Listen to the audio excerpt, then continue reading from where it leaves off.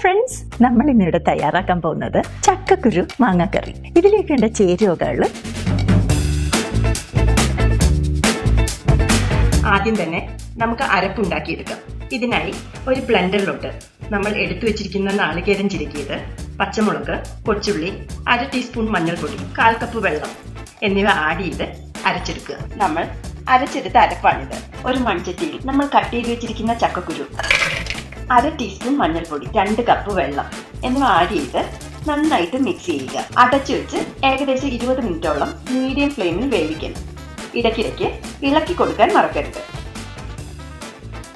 ചക്കക്കുരു ഒരു 1/4 ഭാഗത്തോളം വെന്ത് കഴിയുമ്പോൾ നമ്മൾ കട്ട് ചെയ്ത് വെച്ചിരിക്കുന്ന പച്ചമാങ്ങയും ആവശ്യത്തിന് ഉപ്പുമിട്ട് ശരിക്കും മിക്സ് ചെയ്തതിന് ശേഷം അടച്ചു വെച്ച് 5 മിനിറ്റും കൂടി വേവിക്കുക.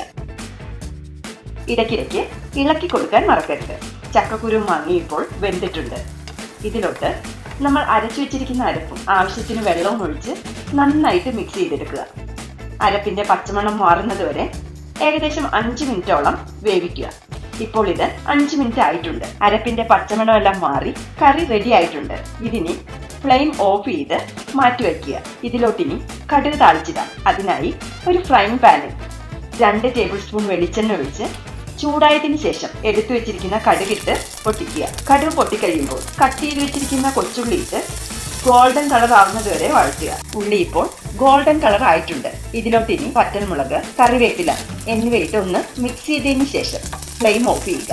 കടുക് താളിച്ച സാധനങ്ങളെല്ലാം കൂടി നമ്മൾ കുക്ക് ചെയ്ത് വെച്ചിരിക്കുന്ന ചക്കക്കുരു മാങ്ങ കറിയിലോട്ട് ഇതുപോലെ ഇട്ട് അടച്ചു വയ്ക്കുക. നമ്മുടെ ചക്കക്കുരു മാങ്ങ കറി റെഡി ആയിട്ടുണ്ട്. ഇത് സെർവ് ചെയ്യുന്നതിന് മുമ്പായി നന്നായിട്ട് മിക്സ് ചെയ്തതിന് ശേഷം സെർവ് ചെയ്യുക.